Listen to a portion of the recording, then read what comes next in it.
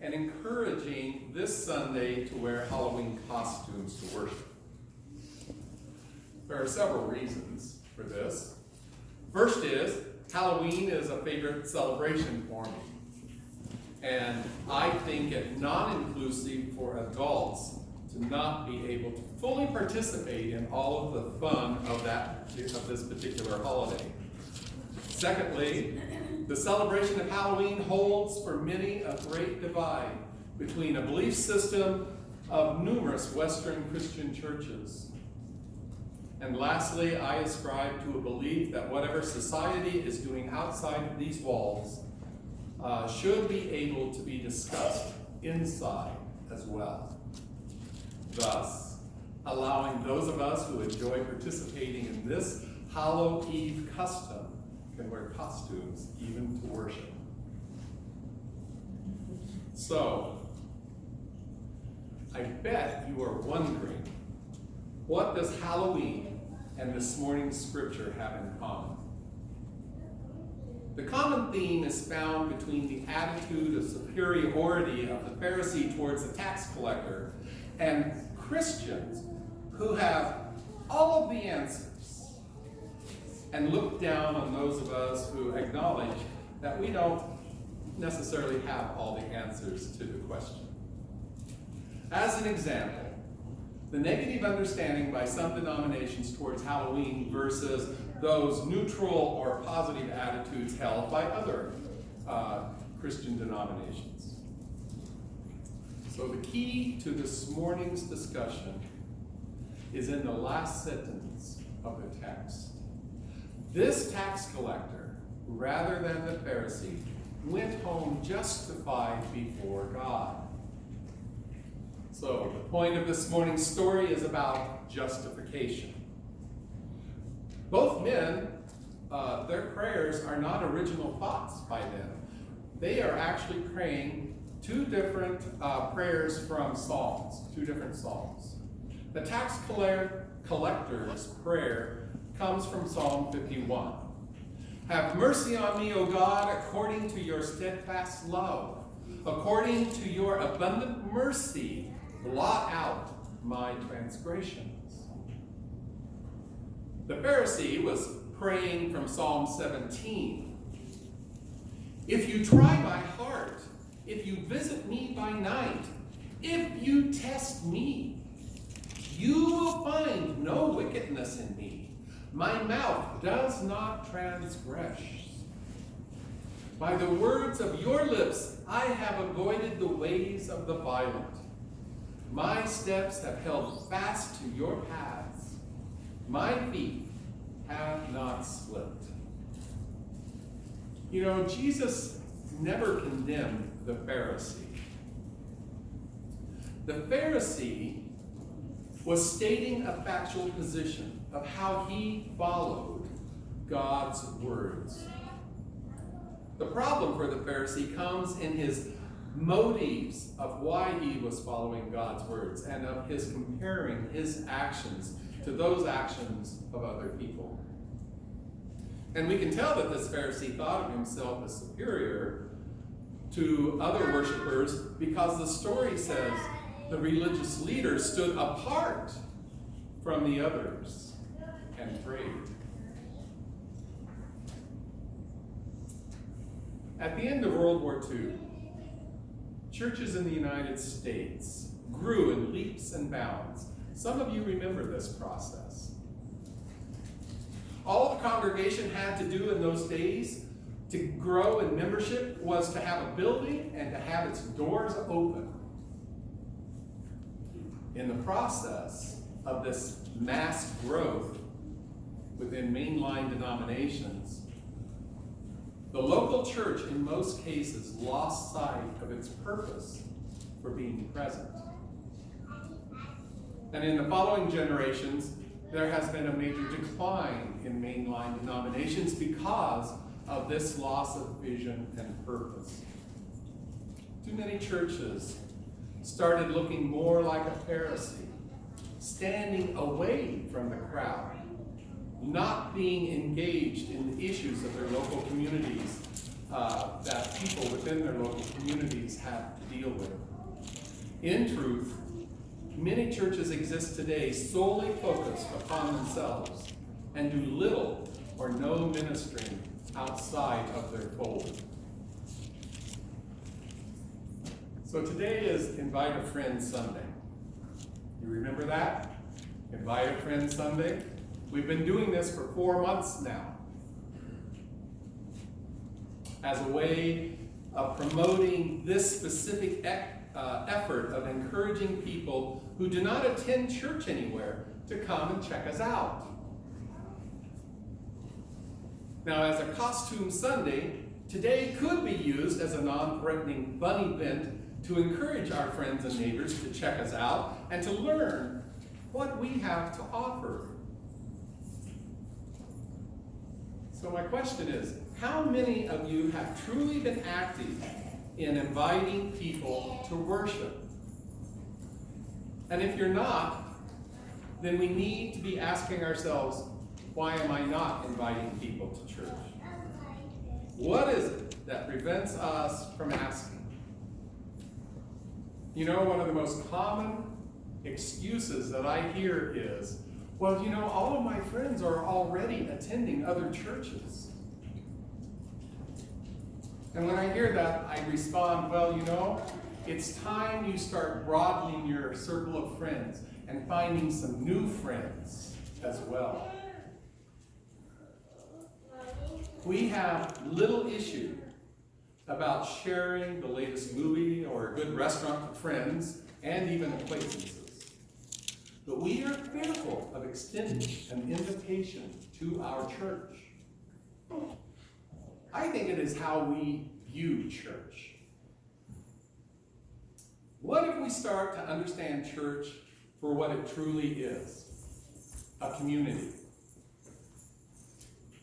Whether you recognize it or not, and this is the case about the heresy Jesus is making, we too often separate ourselves from others that are not just like us.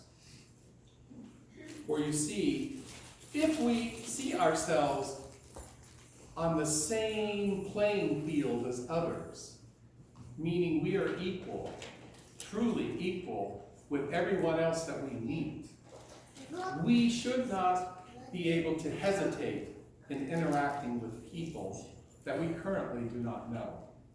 I call them meeting our new best friends.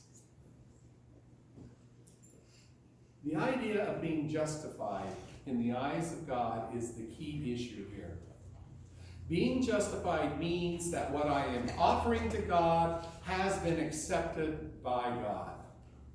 Now that is the simple explanation of justified.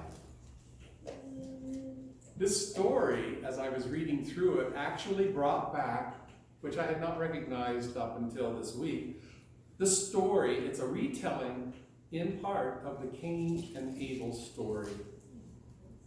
In Cain's offering to God, it was unacceptable, where Abel's offering was. Now, Scripture doesn't give us any reasons on why Cain's sacrifice was not accepted by God, but I suspect it has something to do with Cain's motives and attitudes, maybe even towards his brother Abel, since in retaliation of not having his sacrifice accepted by God, Cain ended up murdering his younger brother. You see, it's the motives behind our actions that are either acceptable to God or not. What are the reasons why we want our congregation to grow? Is it primarily one of keeping the doors open so that we can continue to be kind of fat and happy, so to speak? Or are there other reasons?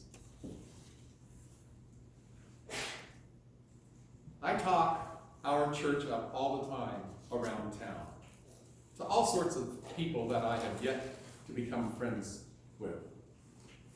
And it's not because I'm the minister or I think that we have the answer to all of the questions, or think that people even need a religious experience, or even because I know we need more people helping to finance our budget. I do this because of who is in this congregation and what we represent. I want people who are feeling isolated and disenfranchised to know that there is a place where they can feel loved and know that they will be supported by their new friends.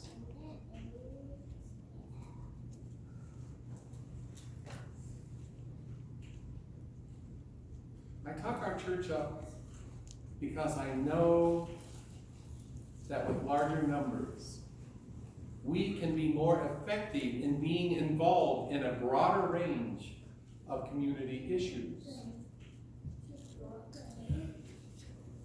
We are the hands and feet of God.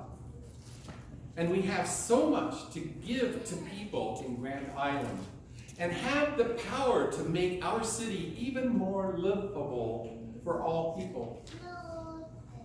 We do this by being physically present within the community through our giving monthly to the backpack program to schools, through having booths at a Pride Parade festival, by directing traffic at a suicide prevention event, by marching in the Harvest of Harmony Parade, by volunteering in community events that provide services to the poor, by working with organizations like Habitat for Humanity or hosting prayer vigils for transgender communities who have lost people within that community to violent death, through evening concerts and other special services that address a variety of needs throughout our year.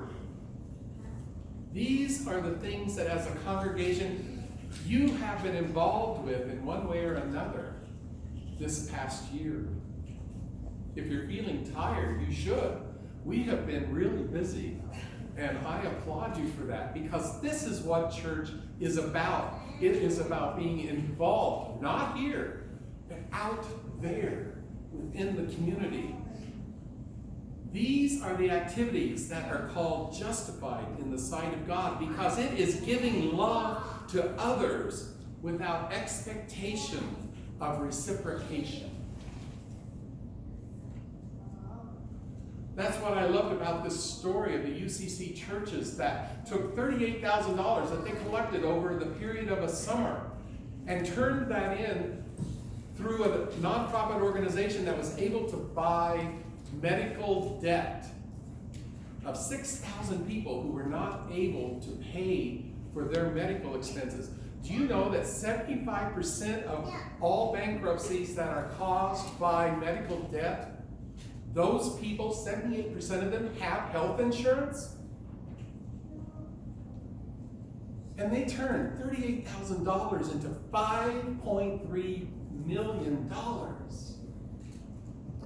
And they forgave debt of 6,000 people who weren't necessarily members of any church, who weren't necessarily Christians. They were a part of the community. And these churches did this because they saw themselves as a part of the larger community, that was their parish. You see, the Pharisee sees his religious behavior, his actions, as something to earn God's justification, God's approval.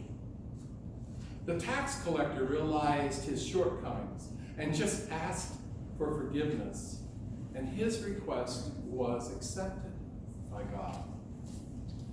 Our purpose as a church is not to earn approval by God, but rather understand that we all are in this boat together, and in that vein need to look after one another equally, as if everyone is equally important.